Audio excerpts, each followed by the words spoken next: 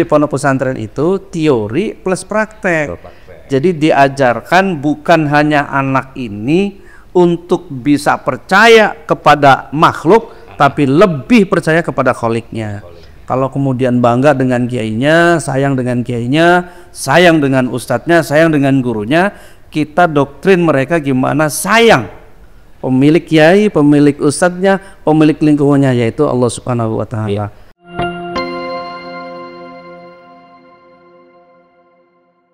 Assalamualaikum warahmatullahi wabarakatuh. Alhamdulillahirrahmanirrahim. Ini di hadapan saya ini orang gede nih. Gede badannya. Bapak Kiai Haji Saidi Rahman MA. Beliau betulan pengasuh pondok pesantren Awasilah ya. Betul. Kembangan Jakarta Barat. Ya. Kalau memang santri mau apa, anak-anak bapak semua pengen pesantren ya di Awasilah lah. Pak Kiai, hari ini kita acara podcast, namanya podcast Ajan. Ajan itu artinya Ahlus Sunnah wal Jamaah An-Nahdiyah. Masya Allah, luar biasa.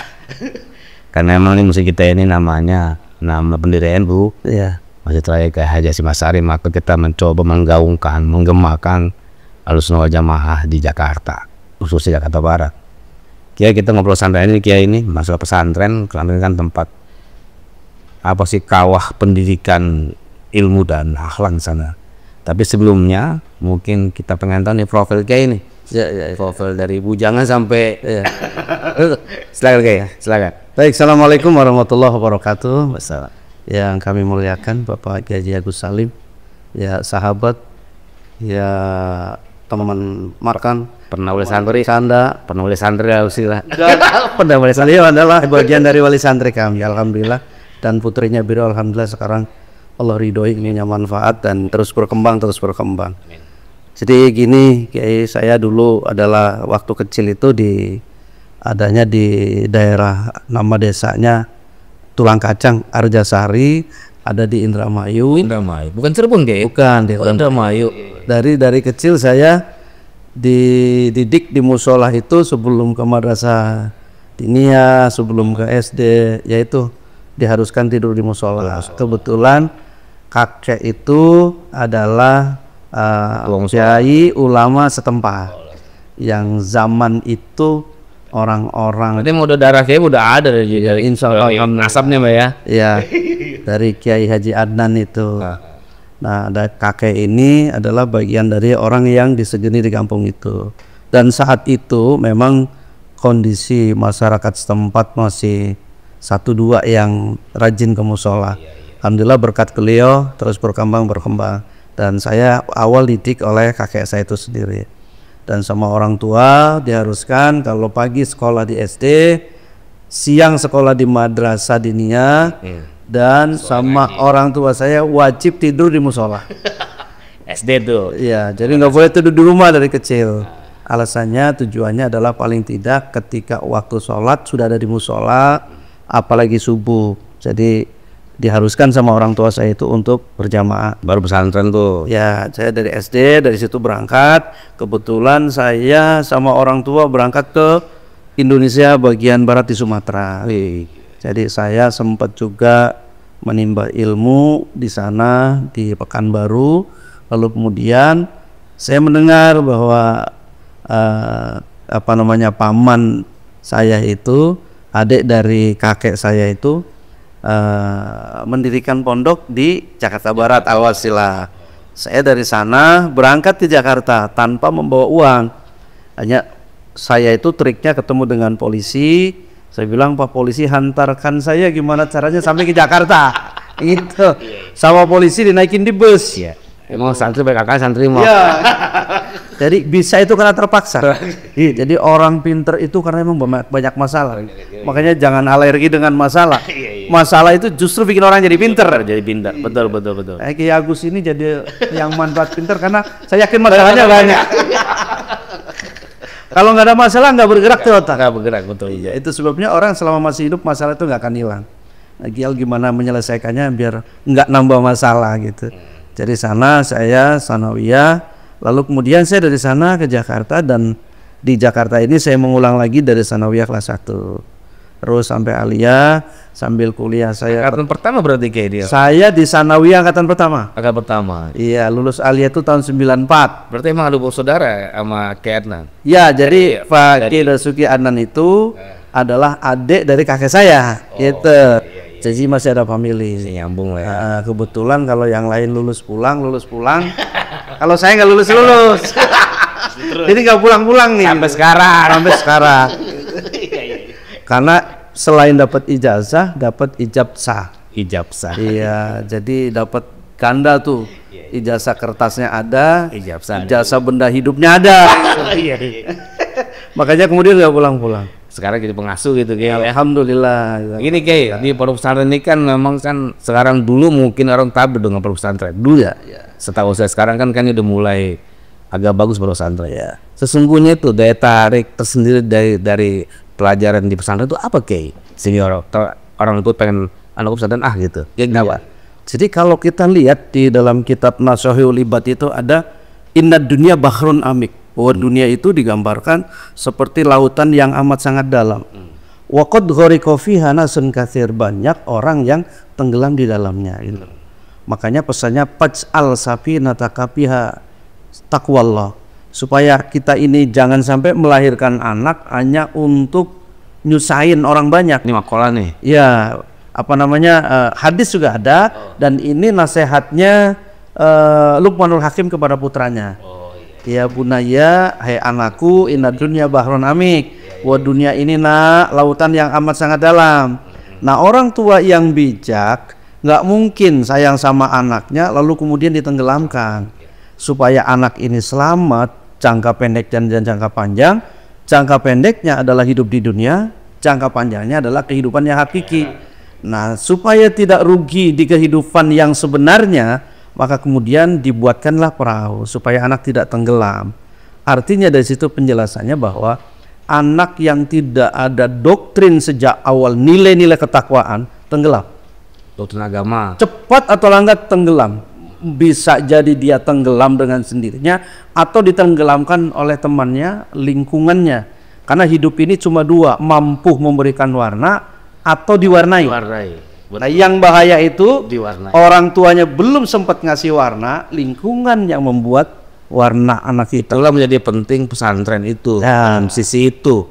Sehingga banyak orang tua ingin sekali anak pesantren. Betul. Sebenarnya target pesantren itu kan adalah penambah ilmu. Betul. Thalabul ilmi. Iya. Dan akhlak. Itu seberapa persentase kira-kira? Ilmunya berapa persen? Berapa persen kalau di pesantren itu? Baik. Kan gini, kita punya prinsip di pondok itu gitu. Akhlak itu nomor satu. Tetapi wa kullu man bi ghairi ilmin ya'malu akmaluhu mardudatun la tuqbalu.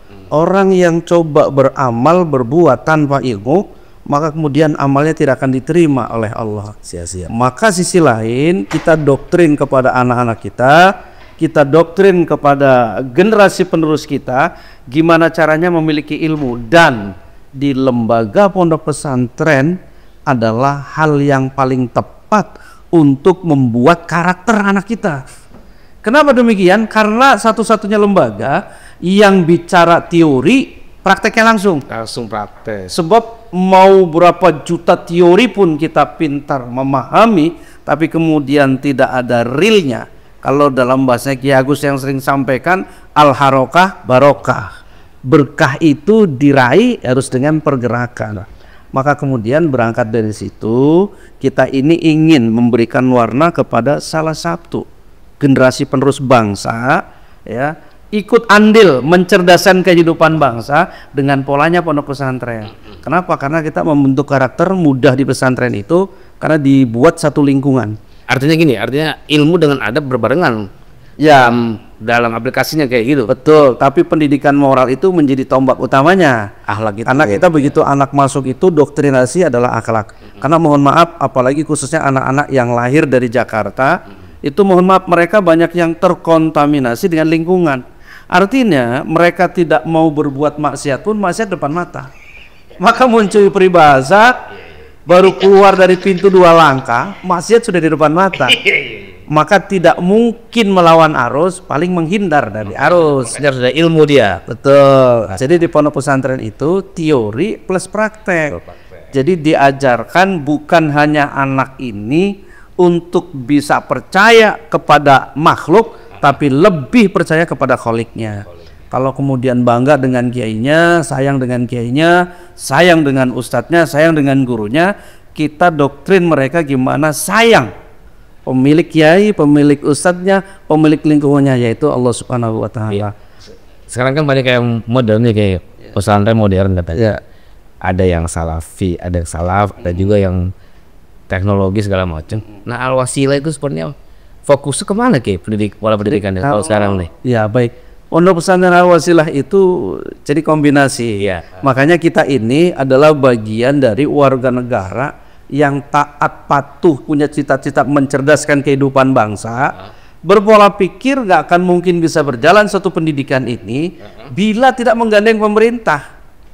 Dengan alasan apapun kita ini berada di negara tercinta Republik Indonesia. Maka regulasi aturan yang ada di negeri ini kita harus ikut sesuai pemerintah. Sesuai dengan pemerintah. Makanya anak-anak ini adalah dibangunkan dari pagi, persiapan sholat subuh. Setelah sholat subuh ada kajian kitab kuning, lalu kemudian 6:30 masuk sekolah, dan disitulah kita ikut kurikulum pemerintah. Jadi kurikulum pemerintah tidak ada yang kita kurangi. Maksudnya Sanawiyah, Aliyah adalah Sanawiyah, SMK, MTS, Sanawiyah, SMP, SMK. SMK itu apa? Bidang apa SMK-nya? Kalau SMK kita ada 2 jurusan. 1 AP, 2 Teknik Jaringan Komputer, TKJ. AP apa itu? Administrasi perkantoran. AP. Jadi AP itu administrasi perkantoran yang biasanya anak-anak yang perempuan. Artinya bahwa ilmu punya, akhlak punya, bakat, potensi juga ada. Betul. Secara khusus lah ya. Ya, kalau jadi Pak Kiai itu dulu kenapa membuatnya SMK? Jadi untuk coba mengasih pemahaman kepada anak-anak muda yang ada di luar luar pondok, bahwa di pondok itu bukan hal yang menakutkan, takut bahasa Arabnya, takut nakul sorobnya, takut fikihnya, takut huruf gundulnya gitu loh.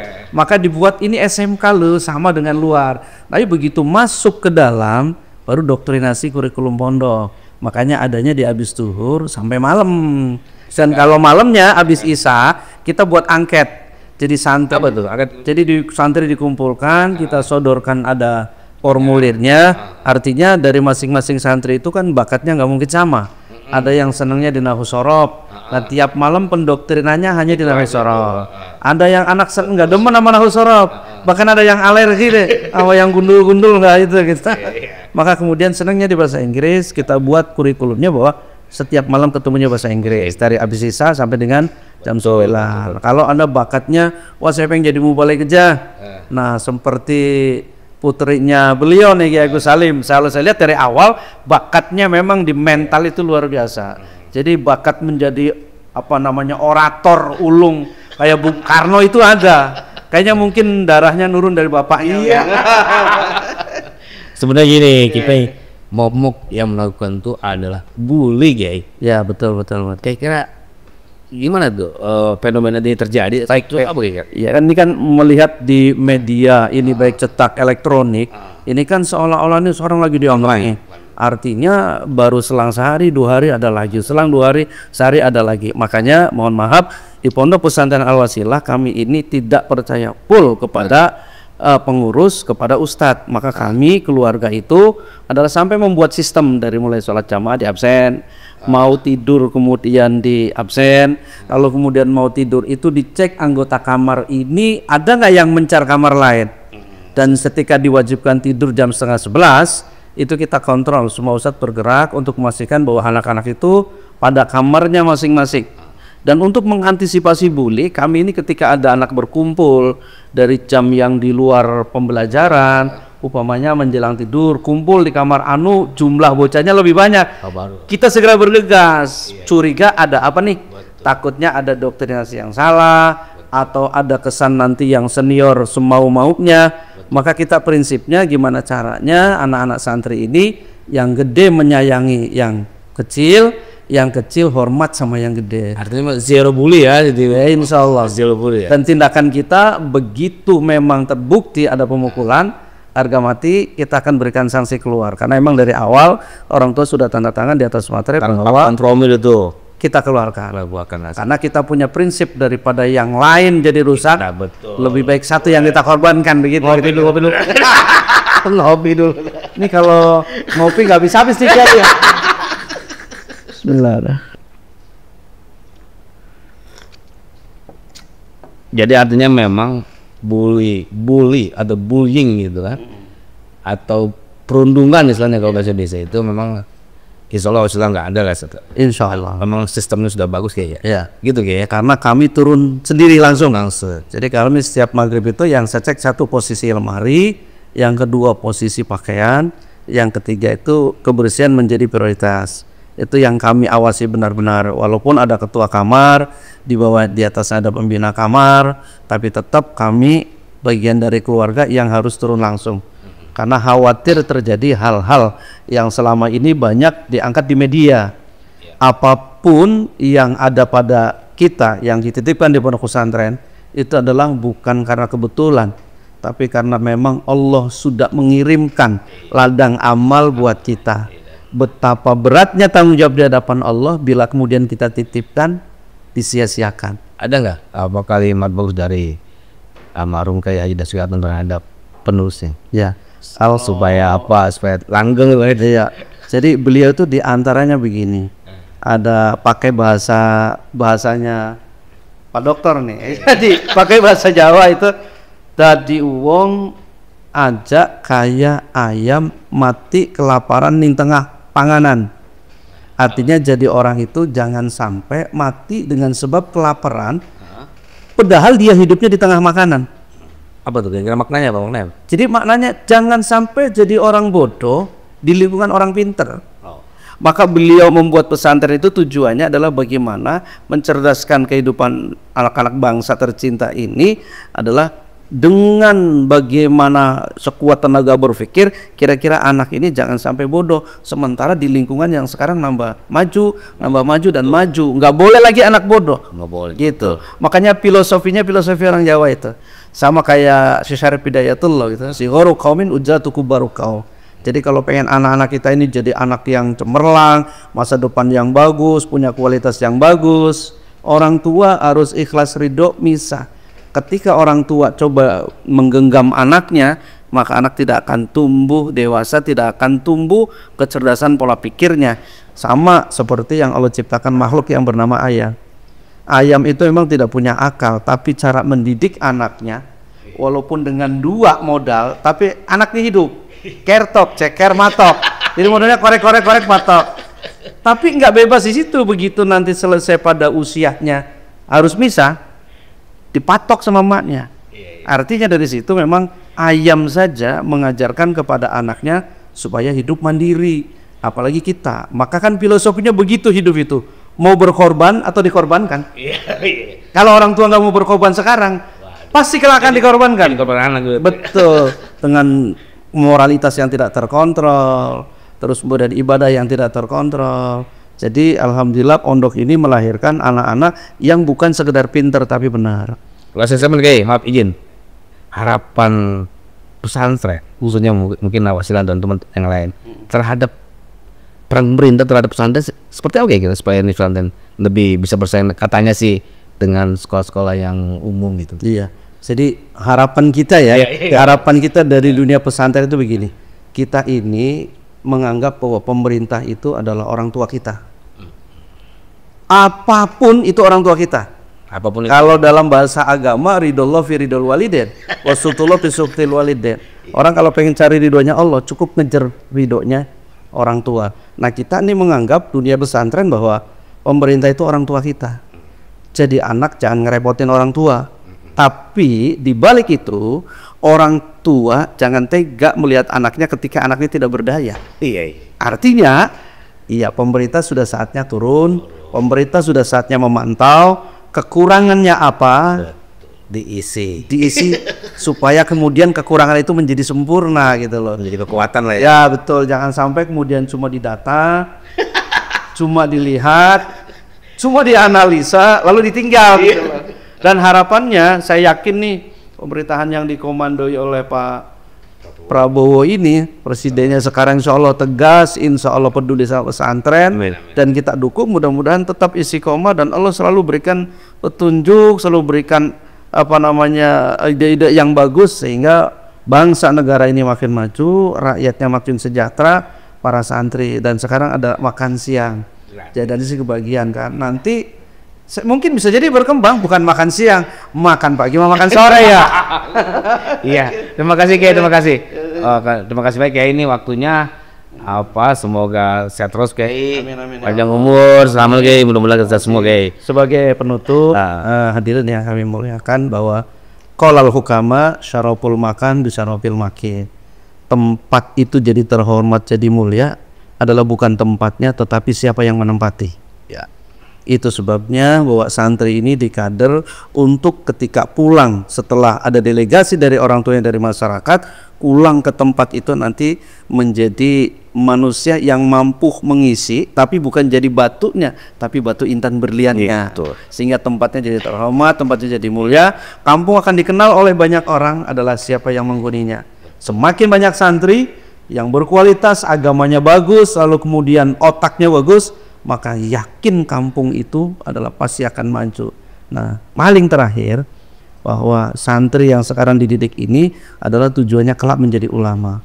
Karena ulama itu sangat luar biasa. Kalau diibaratkan Allah itu adalah gudang ilmunya kayak lautan, maka Nabi itu diibaratkan pompanya, ulama itu paralelnya.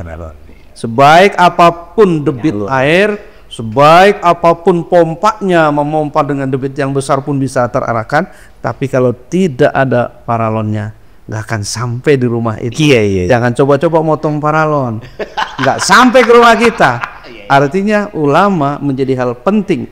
Ilmu-ilmu yang beliau miliki akan sampai pada rumah-rumah atau pada anak-anak kita. Saya kira itu aja. Terima kasih. Mudah-mudahan acara ini terus berjalan. Jadi sama-sama enak ya. Terima kasih Pak Kiai. Sama-sama. Saya kira itu besar bahwa janganlah pernah takut mengirim anak kita ke pesantren. Di pesantren itu ada dua bidang ilmu dan ilmu dan akhlak itu berbarengan. Jadi pintar tapi berakhlak. Itulah pesantren. Terutama kalau memang ada yang mau menyantarkan anaknya di pesantren Wasilah, insya Allah ditungguin. Ya, insya Allah tuh baik pesantrennya karena emang anak saya pada situ tuh. Marketingnya ini beliau ilmu dapur, akhlak insya Allah bagus. Terima kasih pada pemirsa semua, jangan lupa like, subscribe, and share YouTube Masjid Raya Kiai Haji Abdul Lestari. Terima kasih Pak Kiai. Assalamualaikum Kiai. Salam mohon maaf lahir batin. Wassalamualaikum warahmatullahi wabarakatuh. Waalaikumsalam warahmatullahi wabarakatuh.